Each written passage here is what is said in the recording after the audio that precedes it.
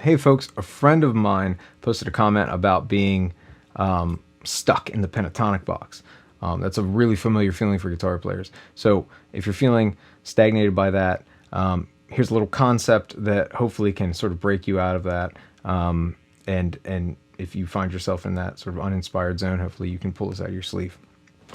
So it's sort of a modal idea, and it's just sort of thinking outside of the box of how we see the guitar. So generally when we learn a guitar, we learn it vertically. We learn it in positions. So for example, if we're doing like a G major scale, we learn it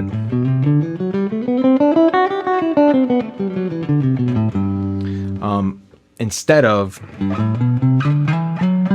which it makes sense because it's way more efficient, especially for speed and everything. So, but as far as soloing goes or inspiration goes, it's always great to set some limitations, which causes or forces you hopefully to be more creative. So if we think of each string, each individual string as sort of its own voice, its own instrument, its own saxophone, its own piano, and we just use just one string as sort of a melodic device, then it tends to be a little bit more vocal, certainly more melodic. You can be a little bit more aware of the notes that are happening underneath it because, you know, hopefully you get out of playing finger positions. So if I use the key of E, so each chord in the key of E, E major is the 1, F sharp minor is the 2, G sharp minor 3, A4, B5, C sharp minor is the 6,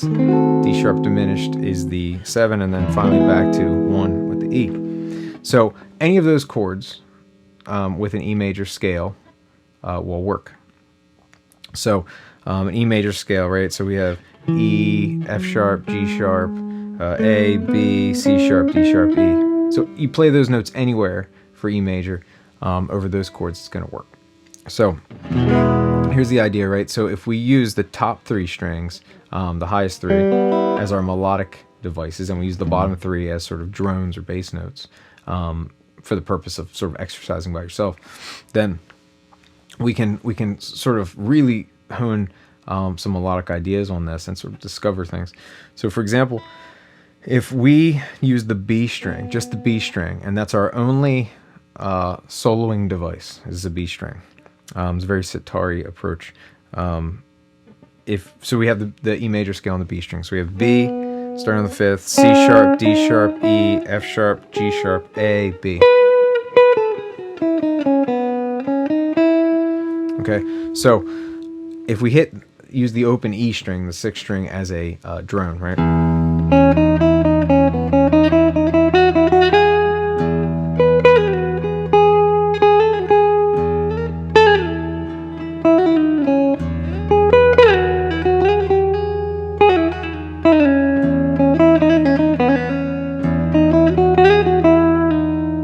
All right, then we use the open A string as a drone for the same exact scale, same notes.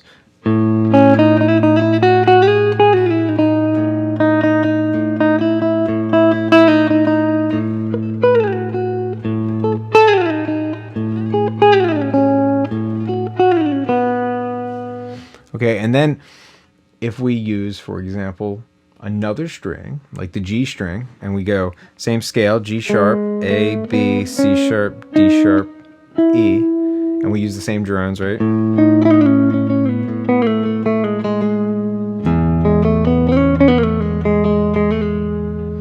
And then things start to get interesting when you start putting sort of the minor chords on top. So if we do, for example, G sharp.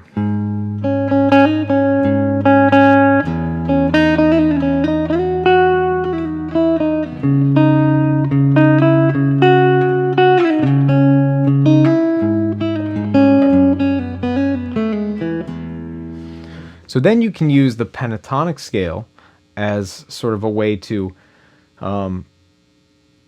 it's like a safety net in between those things. So, for example,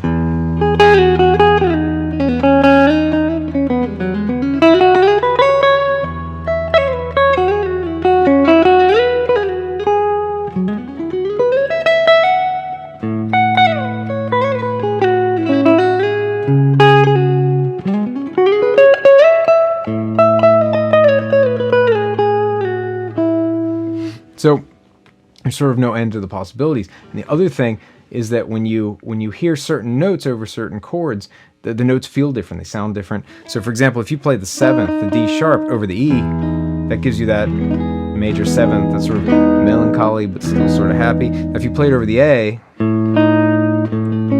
it's a little more dissonant. You have that sharp 11th thing. This is like the, no quarter thing. Zeppelin.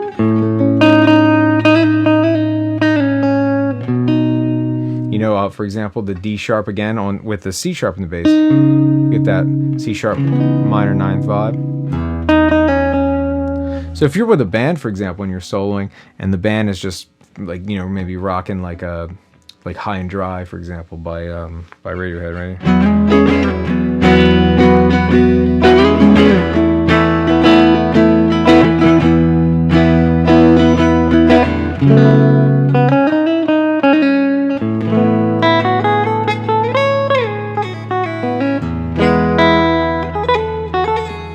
So it's another way to sort of to think and to limit yourself, and sometimes by limiting yourself you become a little bit more accessible to the listener, because sometimes the guitar players or musicians have a tendency to like, oh, look what I can do, I can shred this off really quick and blah blah, but really most people listening are just trying to enjoy it. So anyway, I hope that helps. If you guys want any more clarification on that, or if you need any more sort of tips or concepts, hopefully I can be of some help. So just drop me a comment or something, and I hope you guys are doing well. I hope you're safe, staying home, and all take care of each other. Bye.